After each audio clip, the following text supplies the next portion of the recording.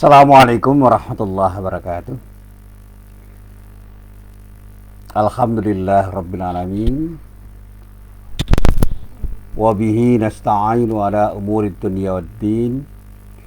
Asyhadu an la ilaha illallah wahdahu la syarikalah wa asyhadu anna Muhammadan abduhu wa rasuluh. Allahumma salli wa sallim ala nabiyyina Muhammad wa ala alihi wa sahbihi wa man walah, amma ba'd. Para jamaah yang dirahmati Allah, alhamdulillah pagi ini kita bisa bertemu lagi. Sekali lagi mudah-mudahan pertemuan kita pada pagi hari ini benar-benar bisa menjadi pertemuan yang mendapatkan ridho dari Allah. Jadilah permohonan kita kepada Allah Subhanahu wa taala. Para jamaah yang dirahmati Allah, saya pagi hari ini terinspirasi oleh sebuah dialog saya dengan para mahasiswa saya. Ada pertanyaan yang semula saya tanyakan kepada mereka. Apa yang terbaik bagi diri kita?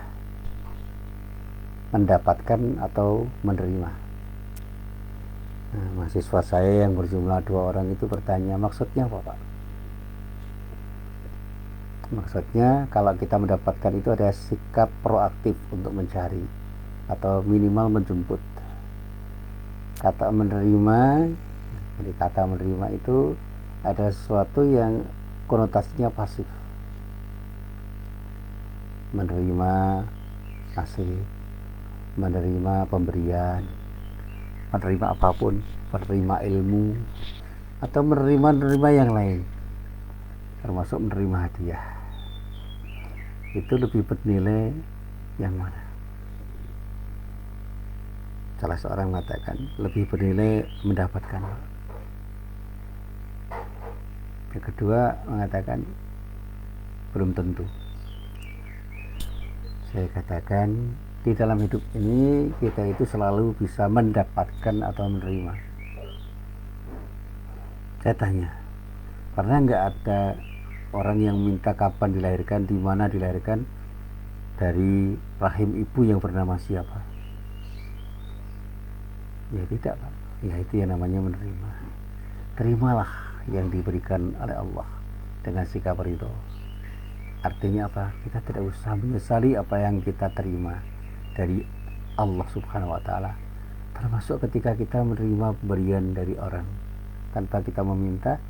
Kita ini sedang tidak berusaha untuk mendapatkan, tetapi menerima apapun yang datang dari Allah. Termasuk di dalamnya ketika kita bisa mendapatkan rezeki. Rezeki itu bisa kita terima dan bisa kita dapatkan. Kita terima karena kita tidak mencari, tahu-tahu kita dapat. Kalau mendapatkan itu sesuatu yang kita cari lalu kita peroleh. Nah, disinilah saya ingin mencoba untuk menjelaskan. Rezeki Allah itu sebenarnya dicari atau dijemput. Kalau mencari itu adalah sesuatu yang kita coba untuk kita telisik di mana rezeki itu ada. Seperti apa rezeki itu? Lalu kita temukan dengan proses yang mungkin agak berat. Mencari ilmu, wah itu kan upayanya luar biasa. Tapi kalau menjemput itu kan sesuatu yang sudah ada dan sudah bisa kita duga di mana sesuatu itu. Nah, saya ingin menyampaikan bahwa rezeki itu sebenarnya sudah disediakan oleh Allah, termasuk jodoh kita itu sudah disediakan oleh Allah. Kita menjemput saja dengan cara yang terbaik menurut apa yang telah digariskan oleh Allah. Jemputlah rezeki dengan cara yang disyariatkan oleh Allah. Nikmatilah rezeki itu sesuai dengan apa yang telah diarahkan oleh Allah di dalam syariatnya. Carilah rezeki yang halal itu artinya yang menjemput sesuatu yang disediakan oleh Allah dengan cara yang halal. Yang halal itu jauh lebih banyak daripada yang haram. Tapi banyak orang yang justru menjemput sesuatu yang haram dengan cara yang luar biasa, bahkan sembunyi-sembunyi. Saya sering bertanya, orang yang korupsi itu ingin nggak korupsinya diketahui orang? Saya mengatakan ya enggak, Pak. Pasti dia akan menyembunyikan tindakannya itu karena takut diketahui orang. Karena apa? dia sungguhnya membohongi dirinya sendiri dan ingin membohongi orang lain.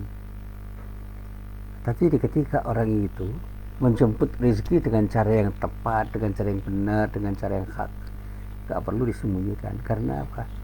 Dia setengah bersikap jujur pada dirinya dan orang lain. Jadi gak takut ketahuan, tidak ada beban pada dirinya. Sehingga saya sering mengatakan, ketika kita menjemput rezeki itu dengan cara yang baik menurut apa yang ditentukan Allah, dan karena itu merupakan hak kita, kita nggak perlu bersembunyi, dan disitulah ada ketenangan jiwa. Jemputlah rezeki di tempatnya dengan cara yang tepat sesuai dengan apa yang telah digariskan oleh Allah, sehingga apa yang kita dapatkan dan itu betul-betul menjadi hak kita dan orang tahu bahwa itu hak kita. Kita nggak perlu bersembunyi, dan itulah ketenangan hidup yang bisa kita peroleh. Saya ini seorang dosen. Saya menjalankan kewajiban dan tanggung jawab saya sebagai dosen untuk mendidik mahasiswa saya. Setiap bulan saya digaji, dan orang tidak pernah mencela saya ketika saya mendapatkan gaji, dan saya tidak pernah menyembunyikan gaji saya itu pada siapapun. Meskipun saya tidak pernah mengumumkan gaji saya itu berapa, saya itu hanya mengatakan cukup dan cukup. Jadi ketika saya ditanya, Pak, gaji Bapak itu cukup nggak? Selalu cukup. Karena apa yang datang dari Allah itu ingin saya syukuri, dan disitulah kebahagiaan itu bisa saya dapatkan. Makanya ketika banyak orang sekarang yang mengatakan tetap santuy, itu artinya kita tetap bisa berbahagia dimanapun dan kapanpun kita berada, apapun yang kita peroleh dengan cara apapun, ketika kita itu betul-betul menjalani hidup itu dengan ridho terhadap apa yang telah diberikan Allah, apa yang sedang diberikan oleh Allah, apa yang akan diberikan oleh Allah Subhanahu wa Ta'ala, dan jalani hidup ini dengan syariat Allah. Kita akan tenang. Karena apa? Kita tidak perlu khawatir akan mendapatkan adab dari Allah, dan pada saatnya ketika kita itu menjalani hidup itu selaras dengan hak hidup kita, kita tidak perlu bersembunyi pada orang lain. Jujurlah pada siapapun, termasuk pada diri kita, sehingga kita tidak perlu menyembunyikan apa yang kita lakukan. Nah, saya selalu mengatakan, ketika kita hidup dengan bersahaja, hidup itu nyaman, damai, tenang. Karena apa? Tidak ada yang perlu kita sembunyikan. Apa yang kita tampilkan itulah diri kita. Jadi kita tampil apa adanya saja, natural saja. Jadi jalani hidup itu secara natural. Kita menjadi orang yang tidak terbebani dengan apa yang kita tampilkan. Tapi kalau kita hidup dengan pencitraan, kita akan selalu menyembunyikan sesuatu yang tidak harus tampak atau tidak perlu kita tampakkan, dan tabu untuk kita tampakkan pada orang lain. Karena apa? Kita selalu membohongi diri orang lain dan diri kita sendiri. Kita yang sebenarnya bukan siapa-siapa, menampilkan diri kita sebagai orang yang seolah-olah kita ini adalah orang hebat. Maka kelemahan kita pun akan kita coba untuk kita tutupi, supaya tidak kelihatan kita itu lemah dan kelihatan hebat di depan orang lain, di mata orang lain, dalam persepsi orang lain. Nah, termasuk di dalamnya ketika kita bicara rezeki, sudahlah, sebutlah rezeki yang telah disediakan oleh Allah itu dengan cara yang halal dan thayyib. Thayyib itu terkait dengan kualifikasi, bahwa kita itu mencari sesuatu dengan sesuatu yang tidak buruk, dengan sesuatu yang lazim, sesuatu yang memberi manfaat, dengan sesuatu yang tidak memberi mudarat. Karena yang halal itu belum tentu baik. Saya pernah ditanya itu, Pak, durian itu baik nggak? Baik bagi orang yang tidak terdampak oleh makan durian itu. Tapi bagi orang yang kena penyakit asam urat, kata para dokter, makan durian itu kurang baik bagi dirinya. Saya pernah dalam suasana hujan itu mendapatkan suguhan es dawet di sebuah perhelatan Walimatul Urus. Saya nggak minum karena apa? Dingin. Apakah es dawet itu haram? Ya tidak. Tetapi dalam suasana yang dingin saya ingin minum minuman yang hangat. Saya cari wedang teh namanya dalam bahasa Jawa itu, teh hangat. Kemudian saya minum pelan-pelan. Alhamdulillah, menghangatkan badan. Tapi dalam suasana panas, saya itu minum air putih yang tidak terlalu dingin. Ya, saya minum. Karena apa? Saya ingin minum yang tidak membuat badan saya semakin panas. Nah, termasuk di dalamnya, saya itu pingin sekali melakukan sesuatu yang pada saatnya memang menjadi prioritas saya untuk saya lakukan. Maka segala hal yang tidak menjadi prioritas saya untuk sementara saya tinggalkan. Nah, pertanyaannya apakah yang tidak menjadi prioritas saya itu buruk? Tidak. Tapi pada saatnya memang tidak perlu saya lakukan karena saya harus melakukan sesuatu dalam waktu tertentu untuk mendapatkan sesuatu yang terpenting di antara yang penting. Nah, hari ini saya memberikan kuliah subuh. Nah, saya ditanya apakah jalan-jalan pagi itu nggak penting-penting. Tapi ada acara yang perlu saya jalani, yaitu memberikan pengajian.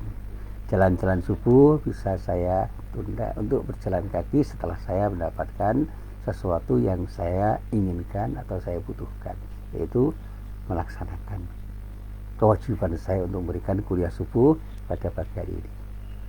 Nah, para jamaah yang dirahmati Allah, saya selalu mengatakan dengan sangat yakin bahwa masih banyak orang yang menyangka bahwa rezeki itu merupakan sesuatu yang perlu dicari dengan proses pencarian yang beragam. Padahal rezeki itu adalah sesuatu yang sudah ditetapkan oleh Allah Subhanahu wa taala. Jadi kita akan bisa memperolehnya dengan mudah. Karena itu kita hanya diminta untuk menjemput di pagi hari, di siang hari, di sore hari, di malam hari, di tempat dan pada saat sesuatu yang memang bisa kita lakukan. Saya itu punya rezeki di tempat yang namanya Universitas Muhammadiyah Yogyakarta. Saya di sana menjadi dosen, saya mengajar, saya melakukan penelitian, saya melakukan kegiatan pengabdian masyarakat dan kegiatan yang lain yang melengkapi semua kegiatan itu. Dan ternyata saya mendapatkan gaji dari apa yang saya lakukan itu, dan itu hak saya, dan saya tidak perlu malu untuk mengatakan saya mendapatkan gaji. Dan itu rezeki saya dari Allah melalui kegiatan belajar mengajar saya di Universitas Muhammadiyah Yogyakarta. Termasuk itu saya seringkali berguru. Saya mendapatkan jodoh itu bukan saya mencari jodoh, saya menjemput jodoh saya yang telah disediakan oleh Allah. Saya cari di tempat di mana jodoh saya itu disediakan oleh Allah dengan proses yang insya Allah saya lakukan dengan cara yang tidak melanggar syariat Allah. Semua saya jemput dengan cara yang terbaik menurut apa yang telah digariskan oleh Allah. Saya tidak mencari dengan cara-cara yang bermacam-macam, dan insya Allah semua jadi mudah karena apa? Kita dibimbing, diarahkan dan mendapatkan jalan yang terbaik dari Allah Subhanahu wa taala untuk menjemput rezeki kita. Nah, para jamaah yang dirahmati Allah, rezeki itu pasti akan datang, baik ketika kita mencari atau tidak mencari. Lalu orang akan bertanya, mengapa manusia itu sekarang seolah-olah sibuk mencari rezeki kalau dia rezeki itu sudah pasti akan datang? Jawabnya mudah, karena mencari rezeki itu merupakan perintah Allah dan Rasulnya. Melakukannya berarti menjalankan sesuatu yang bernilai ibadah, yang berarti insya Allah akan mendapatkan pahala dari Allah Subhanahu wa ta'ala. Jadi arti mencari itu adalah sesuatu yang kita lakukan dalam rangka untuk menjalankan perintah Allah. Carilah rezeki. Itu artinya kita melakukan tindakan proaktif untuk mendapatkannya. Dan disitulah kita sebenarnya tengah menjemput sesuatu yang tengah dan telah disediakan oleh Allah dan akan selalu disediakan oleh Allah kapanpun dan dimanapun kita berada. Nah, para jamaah yang dirahmati Allah, kita tidak harus terjebak pada pengertian yang sempit. Kata rezeki itu jangan kita persempit dengan dalam arti harta benda yang bernilai ekonomi. Kalau kita itu bicara rezeki, itu artinya apa saja yang memberi manfaat pada diri kita atau yang bisa kita manfaatkan sebagai bagian atau porsi dari pemberian Allah kepada kita. Apa saja yang bisa bermanfaat dan bisa kita manfaatkan dari apa yang telah diberikan oleh Allah itu adalah apa yang disebut rezeki itu. Dan semua bagian dari apa yang disebut rezeki itu memang sudah disediakan oleh Allah Subhanahu wa ta'ala. Nah, saya selalu mengatakan begini, rezeki itu tidak sedang kita miliki, tapi sedang diamanahkan Allah untuk menjadi bagian yang harus kita manfaatkan dalam rangka untuk beribadah kepada Allah. Kita tidak pernah menguasai sesuatu, tetapi kita hanya diberi amanah oleh Allah untuk mendapatkan sesuatu yang memang menjadi bagian kita. Inilah yang selalu saya sampaikan. Orang mengatakan saya dapat rezeki, itu artinya menjadi orang yang mendapatkan amanah dari Allah untuk memanfaatkan apa yang kita dapatkan agar punya nilai manfaat yang terbaik di dunia wal akhirat, di dunia dan di akhirat. Ada serangkaian ayat Al-Quran yang seringkali saya coba untuk saya renungkan, dan inilah yang selalu saya coba untuk saya jadikan sebagai alas untuk berbuat sesuatu ketika saya ingin mendapatkan sesuatu yang terbaik dari apa yang telah diberikan oleh Allah pada diri saya. Di dalam surah Al-Jumu'ah ayat 10 ada rangkaian kalimat begini: A'udzubillahi minasyaitonirrajim. Fa idza qudiyatis salatu fantashiru fil ardi wabtaghu min fadlillahi wadhkurullaha katsiran la'allakum tuflihun. Apabila telah ditunaikan salat, maka bertebaranlah kamu di muka bumi dan carilah karunia Allah, dan ingatlah Allah sebanyak-banyaknya, sebesar-besarnya, sesering mungkin, supaya kamu menjadi orang yang beruntung. Para jamaah yang dirahmati Allah, fadlullah ini adalah sesuatu yang kita peroleh dari Allah, karunia Allah. Itulah rezeki yang perlu kita cari. Carilah karunia Allah di bumi ini. Salatlah kamu, iya, tetapi jangan pernah lupa, setelah salat bertebaranlah di muka bumi untuk mendapatkan sesuatu yang memang menjadi hak kita. Jadi jemputlah rezeki Allah itu, dan itu bagian dari karunia Allah. Tapi pada saat kita mencari, cobalah untuk selalu ingat kepada Allah. Ketika kita akan mencari, ingatlah kepada Allah. Ketika kita telah mendapatkannya, ingatlah kepada Allah. Jadi proses kita itu kita lalui dengan tetap ingat pada Allah. Ketika kita mendapatkannya, kita juga harus ingat pada Allah. Inilah bagian yang harus kita manfaatkan dalam rangka untuk kita kembalikan kepada Allah dengan cara pengembalian yang terbaik. Artinya gunakan rezeki yang datang dari Allah itu untuk menjalankan ibadah kita kepada Allah Subhanahu wa taala. Jangan pernah kita itu mencari rezeki dengan proses yang melanggar aturan Allah, dan jangan pernah mencari sesuatu yang haram dengan cara yang haram, apalagi memanfaatkannya dengan cara yang haram. Yang haram misalnya daging babi nggak usah dicari untuk kita makan. Yang halal daging sapi jangan pernah kita cari dengan cara yang haram.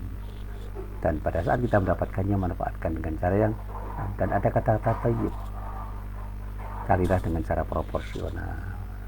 Jangan sampai mencari dengan cara yang bisa membuat orang terusik, terganggu haknya. Carilah dengan proses yang tertib, proses yang tenang dan menenangkan, dengan proses yang wajar. Dan pada saatnya kita tidak terlalu terforsir untuk mendapatkan sesuatu yang kita cari. Dan pada saat kita menggunakannya, carilah cara yang terbaik untuk menggunakan apa yang telah menjadi karunia Allah itu, sehingga apa yang kita lakukan dalam rangka untuk memanfaatkan rezeki dari Allah itu akan memberi manfaat bagi diri kita dan banyak orang. Dan utamanya ketika kita gunakan, insya Allah Allah ridho terhadap apa yang kita lakukan. Nah, para jamaah yang dirahmati Allah, ada orang yang resah dengan rezekinya, itu artinya orang tidak yakin bahwa Allah itu sudah berbagi rezeki dan tidak ada yang tidak cukup.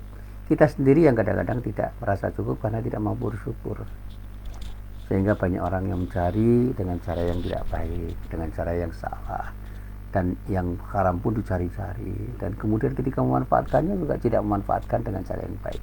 Maka saya katakan pada mahasiswa, pada mahasiswa saya itu, kalau kita bersedekah jangan pernah kita merasa rugi. Karena apa? Sedekah yang kita lakukan dengan ikhlas karena Allah itu akan dibalas oleh Allah dengan pengembalian yang jauh lebih bernilai dari apa yang kita sedekahkan itu. Kalau kita memberi pada orang, jangan pernah kita tuh merasa kehilangan, karena pada saat kita memberi, pada saat itulah Allah akan memberikan sesuatu dan bisa cepat, lebih cepat dari apa yang kita duga. Nah, para jamaah yang dirahmati Allah, saya selalu bercerita bagaimana orang itu benar-benar mendapatkan rezeki tanpa proses yang berbelit-belit. Itulah kehidupan yang dengan mudah dijalani oleh orang. Karena apa? Orang menjalani hidup itu selaras dengan apa yang telah digariskan oleh Allah. Ya. Dan orang yang beriman itu selalu bisa berpikir dengan jernih. Karena itu pada saat orang yang beriman itu menggapai atau mencoba untuk mendapatkan rezeki itu dengan cara menjemput rezeki, dia selalu merasa nyaman. Karena apa? Dia yakin bahwa Allah sudah menyediakan apa yang dibutuhkan itu. Jadi kalau kita bicara tentang rezeki, maka saya ingat betul terhadap hadis yang dinyatakan oleh Imam Muslim dari sahabat Abdullah bin Mas'ud dalam kitab Sahih Muslim pada juz 8 halaman 44, hadisnya nomor 6893. Di dalam hadis itu dikatakan bahwa Rasulullah itu pernah bersabda begini, "Idza," ini bukan idza, "inna ahadakum," sesungguhnya salah seorang dari kalian, sesungguhnya setiap kalian itu dikatakan yujma'u khalqu fi batni ummi arba'ina yauman, ya, dikumpulkan penciptaannya, atau dalam bahasa yang sederhana, diciptakan dengan desain Allah di perut ibunya masing-masing, ya, selama 40 hari. Tsumma yakunu fi dzalika 'alaqatan mithla dzalika, tsumma yakunu fi dzalika mudghatan mithla dzalika, tsumma yursalul malaku fayanfu fi ruh wa yu'maru bi arba'i kalimatin bi katbi rizqihi wa ajalihi wa amalihi wa syaqiyyun aw sa'idun alladzi la ilaha ghairuhu inna hadakum la ya'malu bi amali ahli jannah hatta ma yakunu bainahu wa bainaha illa dira'un fa yasbiqu alaihi alkitab fa ya'malu bi amali ahli an-nar fa yadkhuluha wa inna ahadakum la ya'malu bi amali ahli an-nar hatta ma yakuna bainahu wa bainaha illa dira'un fa yasbiqu alaihi alkitab fa ya'malu bi amali ahli jannah. Jadi secara ringkas saya menyatakan begini, sebenarnya Allah itu sudah menetapkan 4 hal pada diri kita. Rezeki kita ditetapkan, ajal kita ditetapkan, amal kita ditetapkan, kita akan bahagia atau tidak itu sudah ditetapkan oleh Allah. Jadi semua itu sudah diatur sedemikian rupa. Maka sunnatullah itu bersifat tetap. Jangan pernah tidak menjalani sunnatullah. Sudahlah, jalani apa yang harus kita jalani itu berdasarkan apa yang telah diatur oleh Allah. Karena apa? Pada saatnya rezeki itu akan kita dapatkan. Dan kalau sudah pada ajalnya, tidak ada yang bisa kita tunda dan kita percepat. Dan amal perbuatan kita itu adalah sesuatu yang harus kita upayakan menurut apa yang bisa kita lakukan. Kita mau mendapatkan yang baik atau buruk, serahkan semuanya kepada Allah. Jadi apa yang akan kita dapatkan itu sudah dikaryakan Allah, dan pada saatnya Allah yang akan menunjukkan kemana arah yang terbaik untuk kita jalani. Dan pada saatnya nggak usah kita risau dengan apa yang kita dapatkan, karena semua itu ada di dalam desain yang telah ditetapkan Allah Subhanahu wa ta'ala. Dan inilah yang selalu saya sampaikan kepada jamaah saya. Jangan pernah, kita tidak pernah berbuat sesuatu untuk mendapatkan yang terbaik dari Allah dengan cara yang terbaik. Bangunlah ketakwaan kita kepada Allah untuk mendapatkan sesuatu yang terbaik dari Allah. Selebihnya, setelah kita berupaya dan berdoa, serahkan semuanya dengan sikap tawakal kepada Allah. Insya Allah keimanan yang ada pada diri kita itu akan mengarahkan kita untuk mendapatkan hal yang terbaik dari Allah, kalau kita tahu bagaimana mewujudkan iman itu di dalam kegiatan yang terbaik. Saya pernah mendapatkan sebuah cerita dari guru saya tentang sikap zuhud yang dimiliki oleh Hasan al-Basri, seorang ulama besar, ketika satu saat pernah ditanya tentang rahasia zuhudnya itu. Beliau itu menjawab dengan begini, jawabannya begini: saya tahu rezekiku tidak akan bisa diambil oleh orang lain. Siapapun tidak bisa mengambil rezeki saya, karena semua itu sudah ditentukan Allah. Karena itu hatiku pun menjadi terang. Karena apa? Yang menjadi hakku tidak mungkin diambil orang lain. Aku tahu amalku tidak akan bisa dilakukan oleh selain diriku. Artinya apa? Yang bisa saya lakukan itulah sesuatu yang sudah jadi takdir untuk diriku, sehingga banyak orang yang tidak bisa melakukan apa yang bisa saya lakukan, karena Allah sudah menjadikan diriku melakukan apa yang saya lakukan itu dengan kemampuan yang diberikan oleh Allah. Karena itu aku pun sibuk beramal. Aku tahu Allah selalu mengawasiku, karena itu aku malu jika Allah melihatku ketika aku berbuat maksiat. Aku tahu juga kematianku itu telah menunggu, sehingga saya tidak perlu mencemaskan kapan mati itu akan terjadi. Karena apa? Allah sudah menentukan ajalku, dan pada saatnya saya tenang untuk menjalani hidup ini, karena Hidup ini adalah sesuatu yang kita persiapkan untuk menyambut kematian. Bersiaplah untuk mencari bekal kematian ketika kita berjumpa dengan Allah.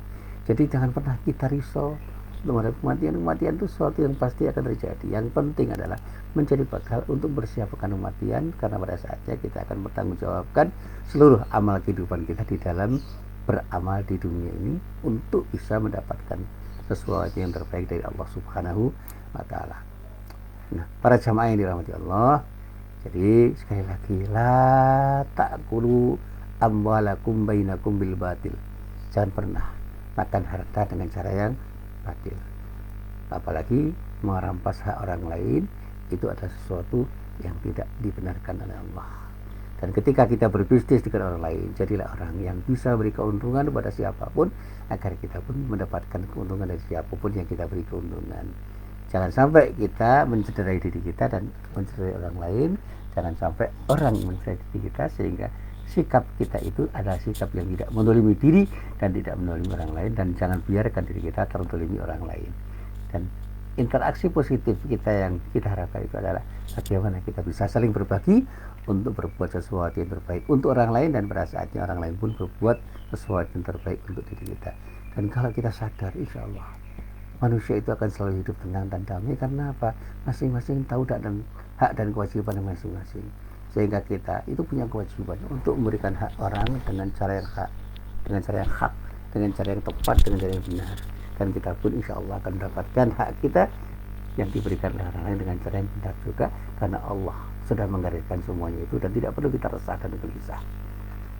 Cacing yang selemah itu pun tidak pernah, dia tidak mendapatkan rezeki dari Allah. Semut yang sekecil itu pun tidak akan pernah, tidak pernah mendapatkan rezeki dari Allah. Dan pada saatnya insya Allah semua itu akan kita jemput dengan cara yang tepat, kalau kita yakin bahwa Allah akan selalu memberikan yang terbaik untuk diri kita.